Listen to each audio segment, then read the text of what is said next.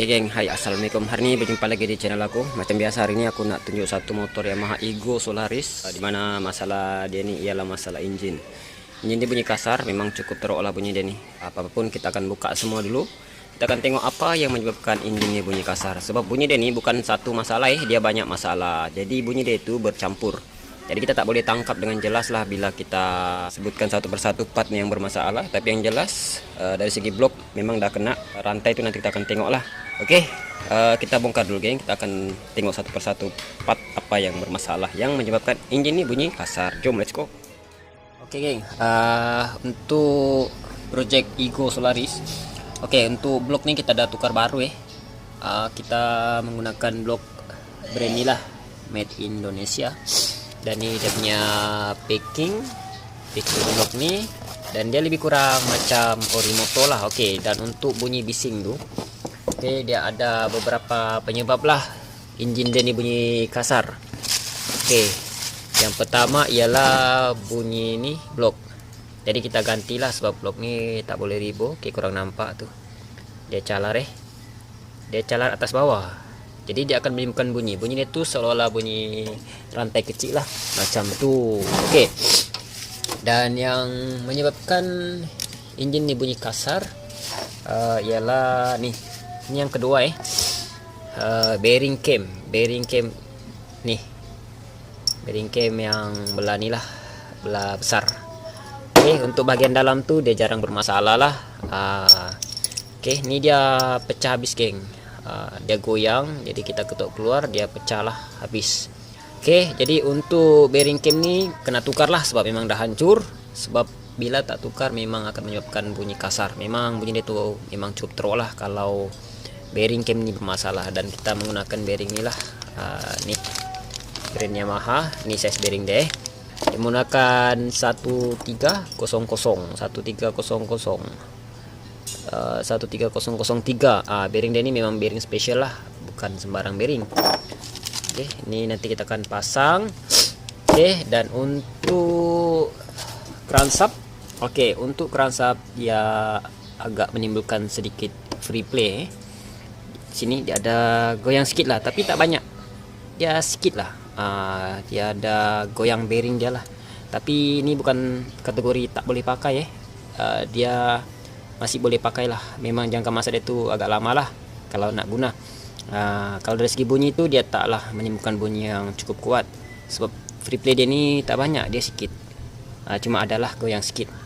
Yang ini tak jadi masalah, tidak akan menimbulkan bunyi lah. Cuma kalau jangka masa yang panjang dia akan menimbulkan bunyi lah. Oke, ini untuk bearing crankshaft tiada masalah besar lah, boleh guna lagi, tiada masalah.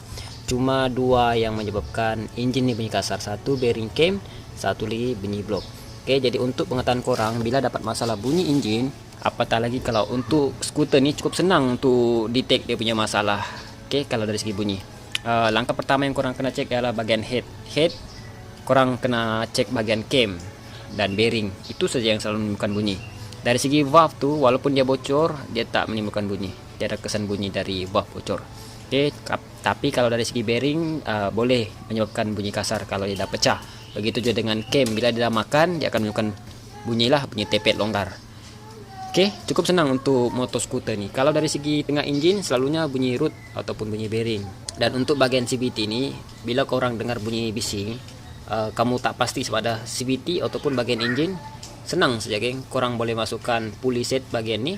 Lepas tu tak perlu pasang belting. Bila bunyi itu tak hilang, bermakna bunyi itu datang dari engine, bukan bagian CVT. Contoh, bila kamu dah pasang bunyi itu hilang, bermakna bunyi itu datang dari bagian CVT. Jadi korang kena cek bagian ni lah kalau bunyi itu datang dari sini. Senang saja. Untuk motor skuter ni sebenarnya paling senang nak detect masalah bunyi kasar. Tak sama motor-motor manual gear ni selalunya kadang-kadang boleh jadi bagian clutch, boleh jadi bagian top kapset, boleh jadi bagian tengah engine. Dia lebih banyak lah kena cek kalau untuk manual gear. Kalau automatic dia senang nak detect masalah bunyi. Jadi di sini kita ada pasang blok ni, blok lama pun korang dah nampak keadaan dia. Jadi sekarang ni cuma step pemasangan blok dan head cam semualah kita kena pasang, dan kita akan tunjuk hasilnya macam mana selepas kita dah siap pasang. Oke, jom kita pasang dulu geng. Oke geng, ini semua ada siap pasang untuk head dan block. Semua kita ada siap pasang, komplit lah, kita ada siap pasang bagian top nih.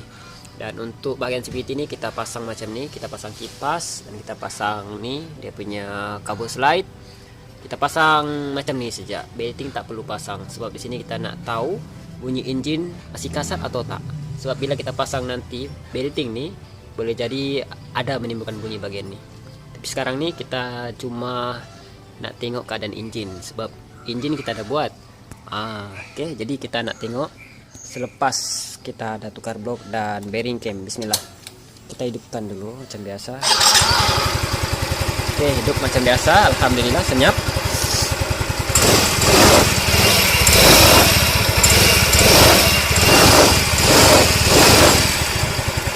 Mantap.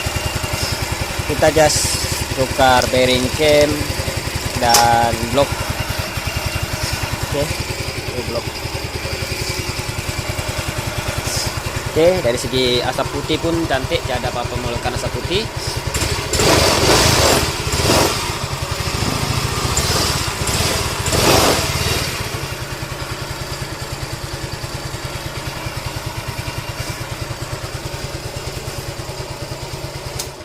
Oke, alhamdulillah masalah ada settle. Untuk dari segi project Igo Solaris engine kasar kita ada selesaikan.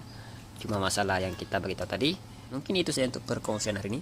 Semoga video ini bermanfaat dan dapat kebaikan lah untuk korang semua.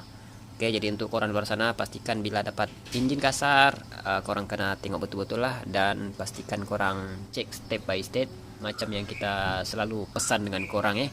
Jangan asal ganti barang, takut nanti owner yang rugi. Oke, kita jumpa di next video. Thank you.